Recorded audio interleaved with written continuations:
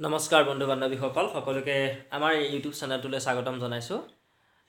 আপোনালোকে ৰাতি যেতিয়া ক'ৰবাত ফুৰিবলৈ যায়, ৰাতি ফুৰিবলৈ গ'লে প্ৰায় আপোনালোকে এবিধ প্ৰাণী দেখা পায়, ৰাস্তাত প্ৰায়ে দেখা পায়, আৰু সেই প্ৰাণীবিধ হৈছে মেকুৰী। এই মেকুৰীটো যেতিয়া ৰাস্তাত আপোনালোকে দেখা পায়, তেতিয়া কি হয়, আপোনালোকে যেতিয়া লাইটটো মাৰি দিয়ে, গাড়ীৰে গ'লেও হওক বা টৰ্চ লাইট লৈ গ'লেও হওক, যেনেকৈয়ে যাওক আপোনালোকে লাইটটো মাৰি দিয়াৰ লগে লগে মেকুৰীৰ চকুকেইটা কিবা উজ্জ্বল নিচিনা দেখা পোৱা যায়।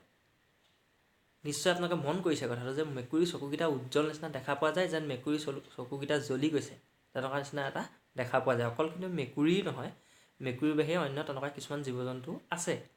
এতিয়া মই আজি আপোনালোকক এই বিষয়ে জনাবলৈ এই ভিডিঅ'টো প্ৰস্তুত কৰিছোঁ যে মেকুৰীৰ যে চকুটো ৰাতি হ'লে জ্বলে, কিন্তু দিনত কেলৈ নজ্বলে। দিনতো জ্বলিব লাগিছিল, ৰাতিহে জ্বলে। ইয়াৰ এটা চাইণ্টিফিক কাৰণ আছে। মই আপোনালোকক কাৰণটো সহজভাৱে জনাই দিবৰ কাৰণে ভিডিঅ'টো প্ৰস্তুত কৰিছোঁ। গতিকে যদি আপোনালোকে মোৰ চেনেলটোত প্ৰথমতে প্ৰৱেশ কৰিছে, প্ৰথমবাৰৰ বাবে প্ৰৱেশ কৰিছে, তেনেহ'লে চেনেলটো ছাবস্ক্ৰাইব কৰি দিব, বেল আইকনটো দবাই তাত অল কৰি দিব, আৰু ভিডিঅ'টোত লাইক এটা কৰি দিব।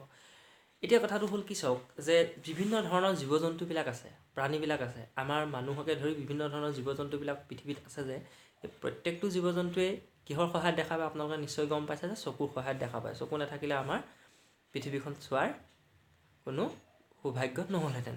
এতিয়া কথাটো হ'ল এই যে আমাৰো চকু আছে, মেকুৰীৰ চকু আছে, বা অন্যান্য জীৱ জন্তুবিলাকৰো চকু আছে, কিন্তু মানুহৰ চকুত লাইট মাৰি দিলে ৰাতি হ'লে জ্বলি নাযায়।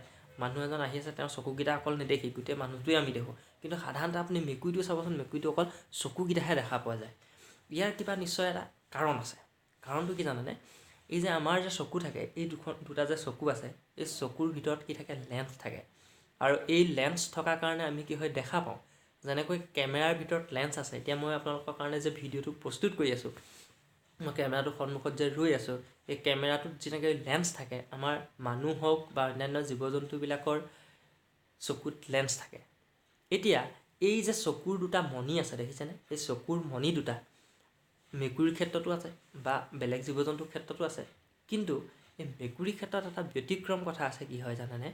এই মেকুৰীৰ এই যে আমাৰ যিটো চকুৰ দুটা মণি আছে, এই চকুৰ মণি দুটাৰ ওপৰতো মেকুৰীৰ ক্ষেত্ৰত এটা বেলেগ এটা প্ৰলেপ থাকে, আৰু সেই প্ৰলেপটোক কোৱা হয় টাপেটাম। টাপেটাম বুলি প্ৰলেপটোৰ নাম আছে। এই মণি দুটাৰ ওপৰতে থাকে, আৰু এই টাপেটাম নামৰ যিটো প্ৰলেপ থাকে, যিখন পৰ্দা থাকে, সেইখন কি হয়, ৰাতি যেতিয়া হৈ যায়, ৰাতি হোৱাৰ লগে লগেই সেই প্ৰলেপখনত পোহৰবিলাক কি হয়, প্ৰতিফলিত ঘটে। তাত পোহৰ এটা দি দিয়াৰ লগে লগে বা পোহৰ পৰিলে প্ৰতিফলিত ঘটে, আৰু তেতিয়া আৰু পোহৰ পৰিলে নহয়, আনকি আন্ধাৰতো সেইটো প্ৰতিফলিত ঘটে। সেই বস্তুটো থকাৰ কাৰণে, টাপেটাম নামৰ যিটো এটা পদাৰ্থ আছে বা এখন প্ৰলেপ আছে, সেই প্ৰলেপটো থকাৰ কাৰণে জ্বলি থাকে। এতিয়া কি হয়, তাৰ পৰা পোহৰটো প্ৰতিফলিত হৈ সেই মেকুৰীৰ চকুকেইটাত এটা উজ্জ্বল সেউজীয়া বৰণৰ এটা পোহৰ নিচিনা এটা বস্তু উৎপন্ন হৈ যায়, কেৱল ৰাতিৰ ভাগত, দিনৰ ভাগত নহয়। কিন্তু সেইকাৰণে আমি কি হয়, ৰাতি ক'ৰবাত গ'লে কেতিয়াবা কি হয়, মেকুৰীৰ চকুকেইটা জ্বলি থকা দেখা পাওঁ। গতিকে এই কথাটো জানি আপোনালোকে কেনেকুৱা পালে কমেণ্ট কৰিব। ভিডিঅ'টো চাই যদি ভাল পাইছে, তেনেহ'লে লাইক এটা কৰি দিব। ধন্যবাদ।